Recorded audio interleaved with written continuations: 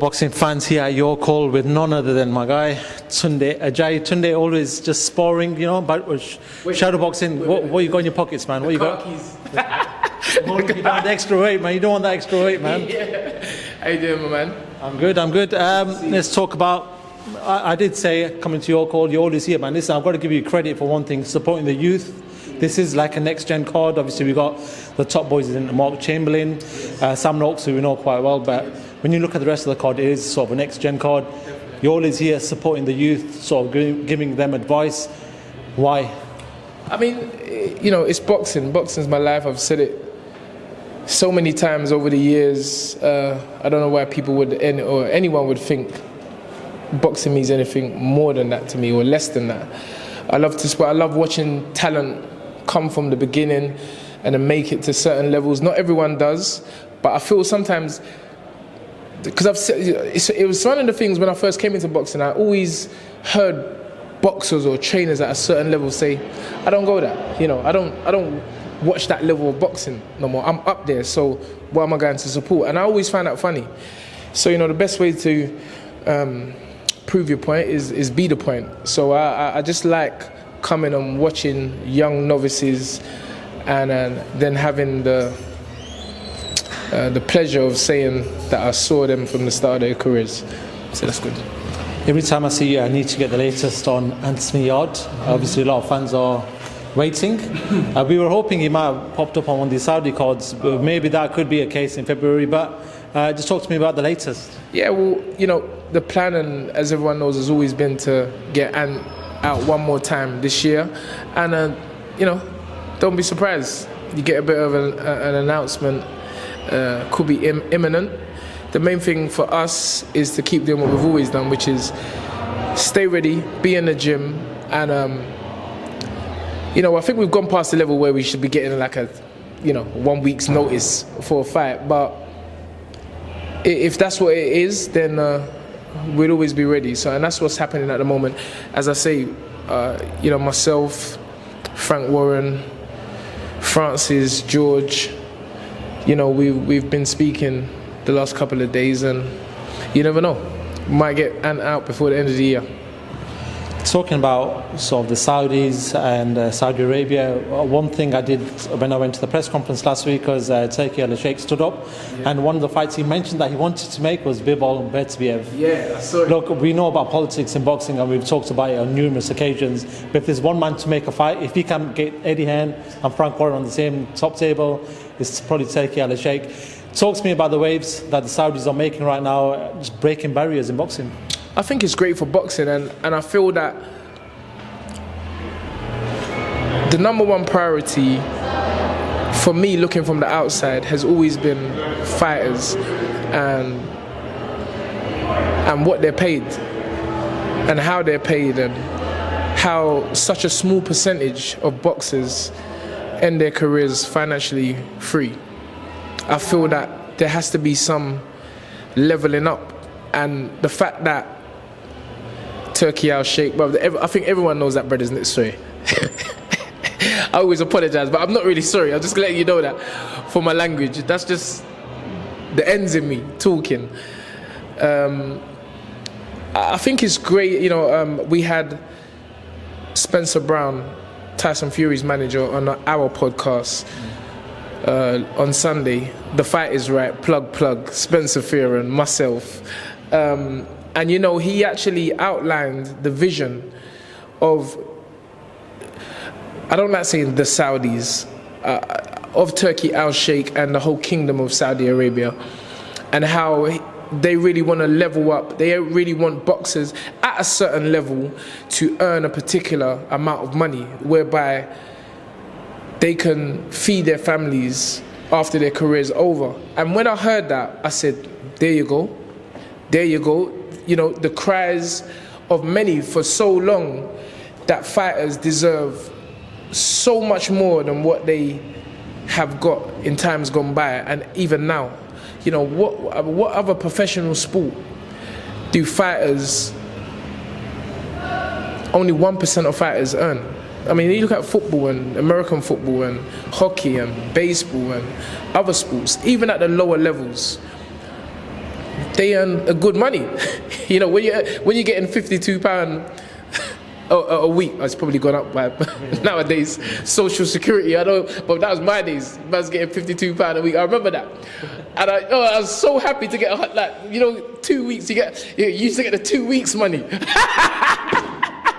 You used to get 2 weeks money, and go to the post office, cash that. You're like, bro, I'm rich, fam. You're from the ends, you're rich. £202. So, but fighters footballers and other sports, even at a lower level, like a reserve team player or something, they earn decent money. But it's just so unfortunate that in boxing, unless you're the top boys, you ain't earning that much money. I mean, how many fights do you have a year?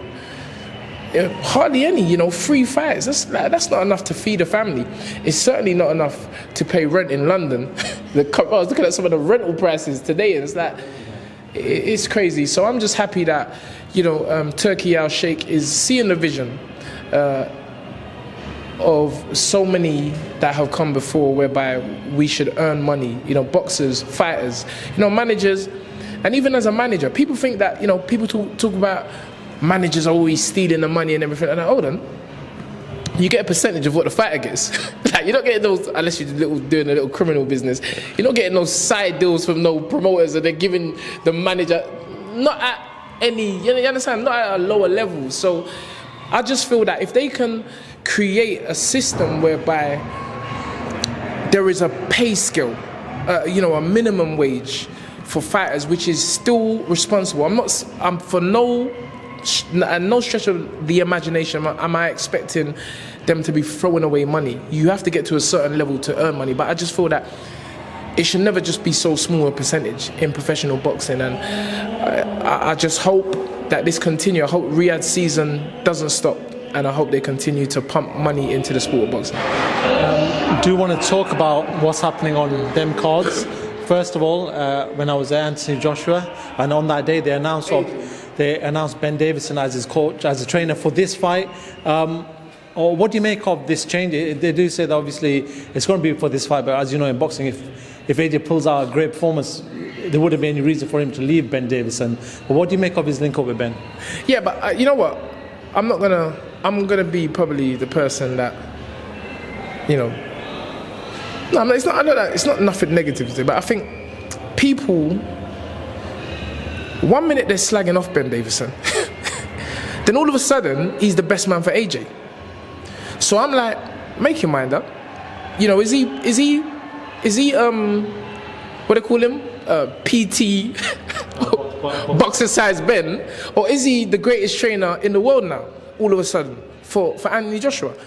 Personally, I hope he is, because Ben is a great guy. He's a boxing aficionado. He studies the sport. I personally feel that at this stage of Anthony Joshua's career, it's not so much having the great technician in his career. I feel he just needs someone where he respects, Anthony Joshua respects them, and they can really switch him on mentally, because I've been the one that has always said, I still believe Anthony Joshua can become the unified and undisputed heavyweight champion of the world, despite what he's gone through, despite him having more trainers than Footlocker. That's my guy. And I do hope the partnership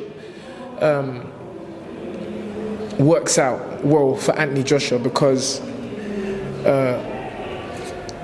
who wears the crown carries the weight, and he's been carrying the sport for a long time. Most times it's been in a negative. As soon as he lost his first fight, oh, I knew he couldn't fight and this, that. But, let's get it right. He was the darling. He was the one who really put our sport back in the wider sector. And I just want the best for him. I do want the best for him, and I do hope that Ben Davison can do the job. But all this bandwagon thing about all of a sudden he's the right man. I'm watching. I'm seeing the headlines.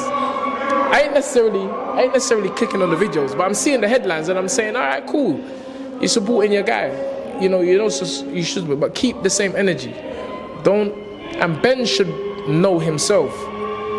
They love you today, they may not love you tomorrow. And so all Ben needs to do is just keep on doing what he has been doing, what he's always done, which is focus on being the best. And let's all hope, Anthony Joshua can put on a good performance, not a negative one, not a gun-shy one.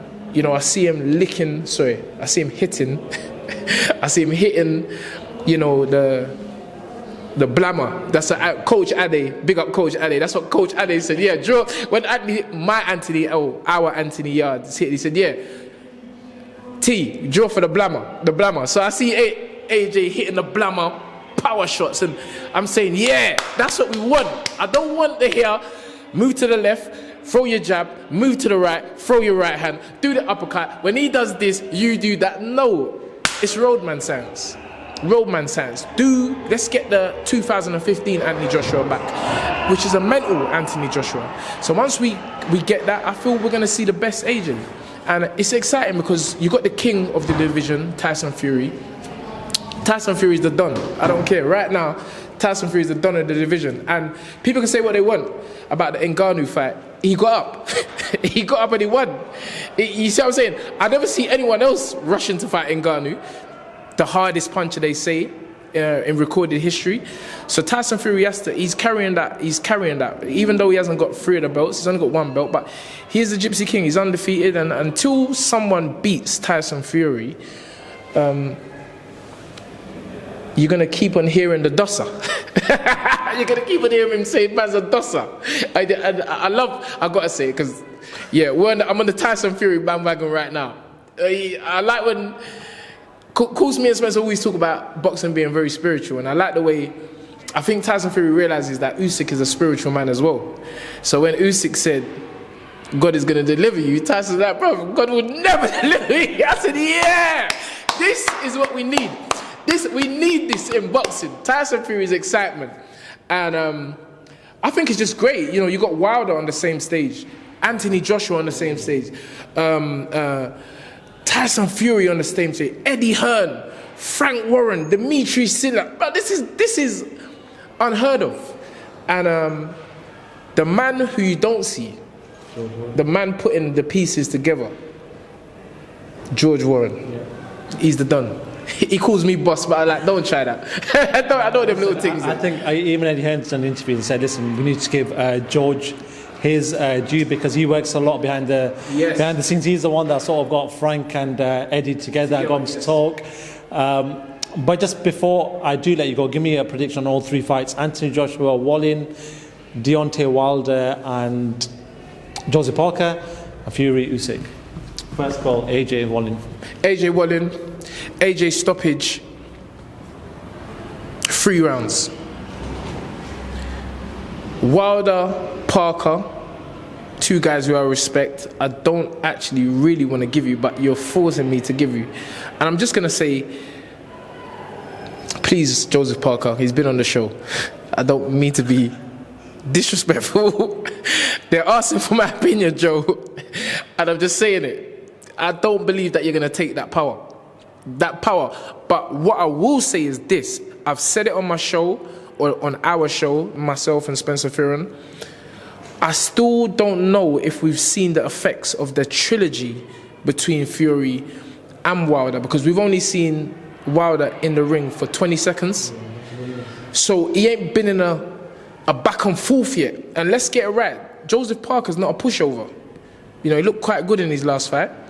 And I feel that if there's going to be a banana skin that night, which please, just for matchup reasons, we don't want to see, it could be in a Wilder fight.